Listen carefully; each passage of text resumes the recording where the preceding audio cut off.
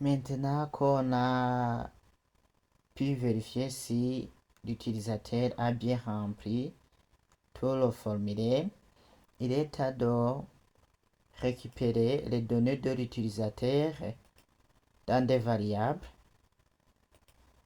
Donc ici, alors, ici dans le code,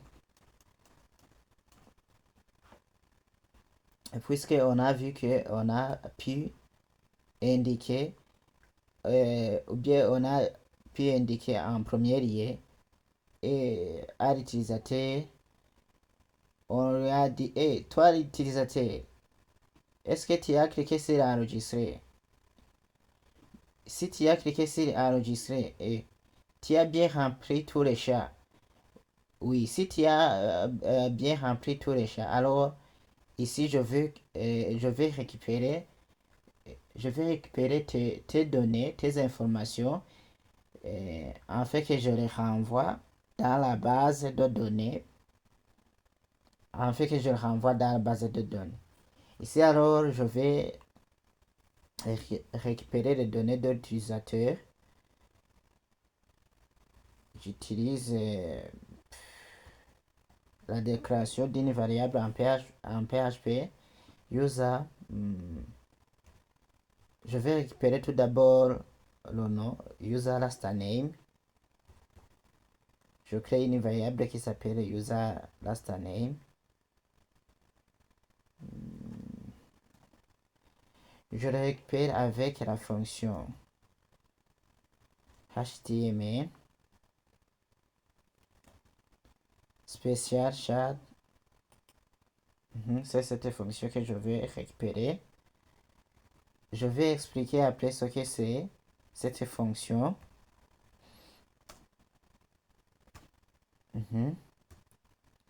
Et comment on a appelé le nom, c'est last name. Et pourquoi je ne fais pas copier pour ne pas se tromper. Je fais copier, coller.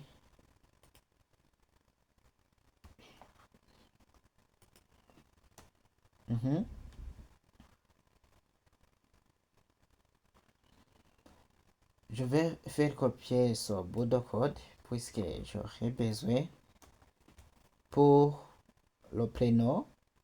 Le prénom c'est first name, user first name. First name. Et pour le first name, si je change, nous récupérons first name. Et je dois récupérer aussi le jar. Le jar tapé par l'utilisateur. Je mets Gendam.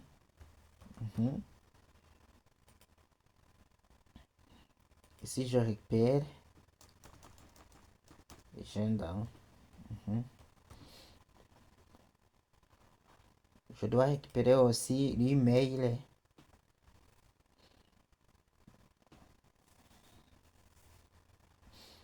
L'email. Et je le nomme par exemple user email. Ici, on a donné comme nom mail. On est sur la photo. Si la photo c'est différent de ce qu'on était en train de faire. Donc, même je fais coller, mais je vais changer. Ici, ça va changer peu de choses. Je vais récupérer alors la photo. La photo, on a vu qu'un fichier pour la récupérer ne faut pas utiliser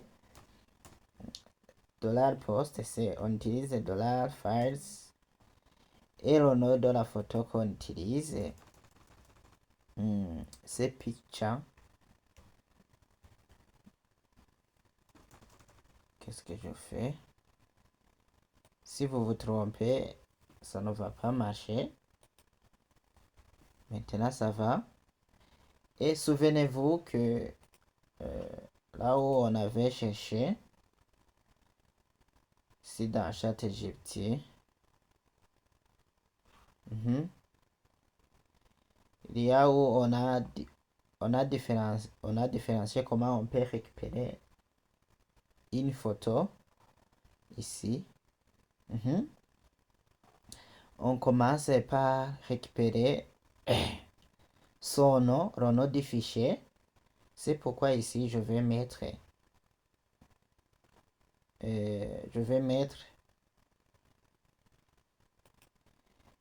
Faris virgule le nom du fichier, je vais mettre name. Comme on l'a indiqué ici, c'est name. En même temps, je dois récupérer son nom temporaire, son emplacement temporaire de cet fichier. Ici, je crée une variable que je peux appeler, par exemple, file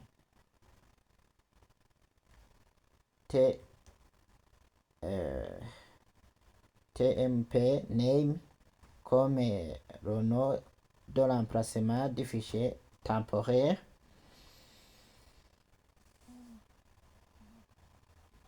Et je suis toujours la syntaxe qu'on a utilisée ici.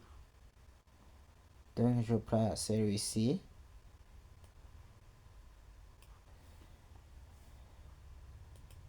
Je fais coller. Et je change, au lieu de mettre name, je vais mettre tm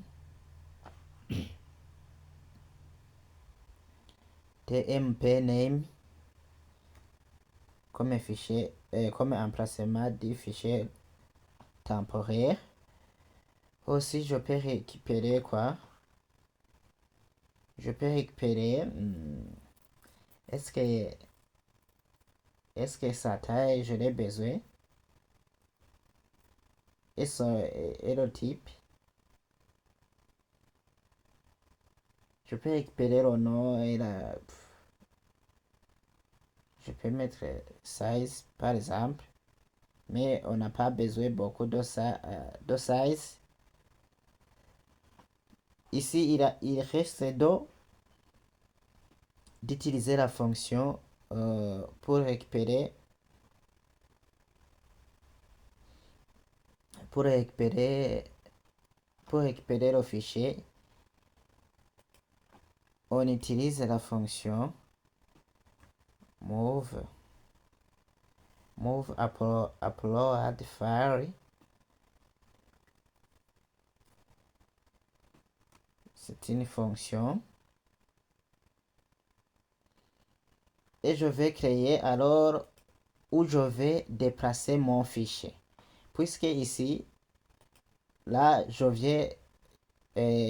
récupère le nom du fichier qui est le nom de la photo.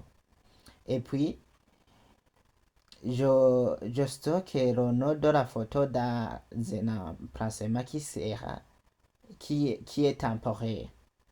Après, je vais déplacer alors son nom temporaire dans un fichier, dans un dossier que je vais créer.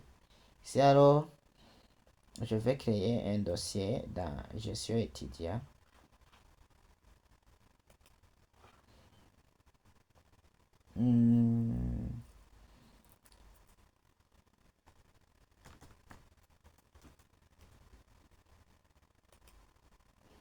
Dans gestion étudiant,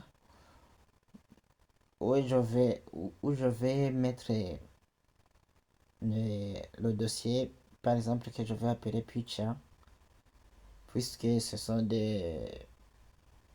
je peux le mettre ici c'est dans include. Non, je ne peux pas le mettre dans include. Je crée un fichier, un dossier indépendant qui s'appelle Picture.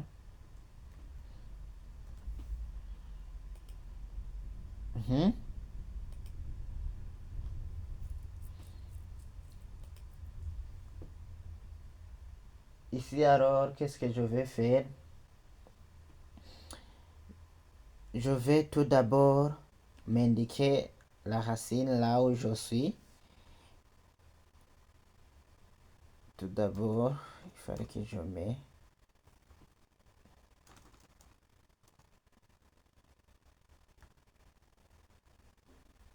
J'indique l'emplacement là où je suis. Tout d'abord,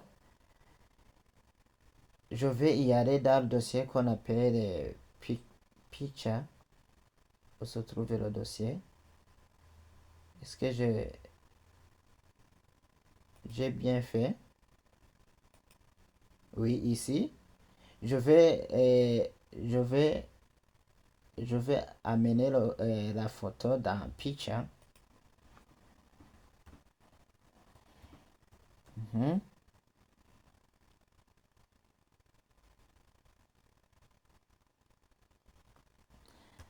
Et je vais mettre le nom de la photo.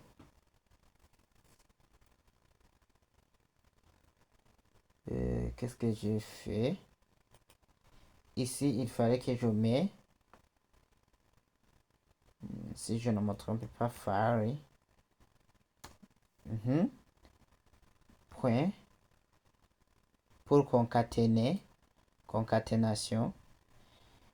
Et ici, je mets picture user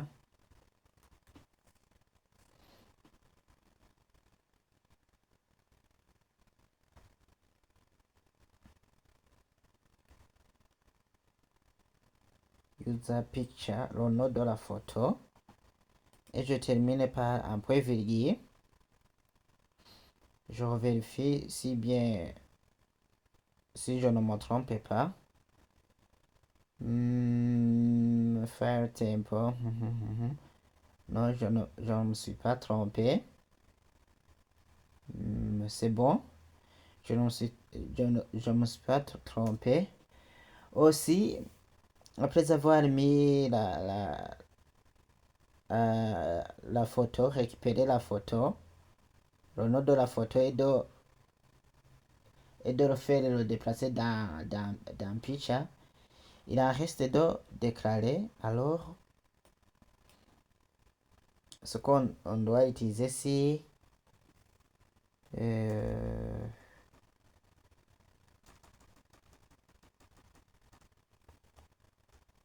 ce qu'on doit utiliser c'est le mot de passe. Et si c'est le mot de passe, c'est trop différent aussi. User password. Au lieu d'utiliser ici la fonction HTML spécial chat, je dois utiliser la fonction password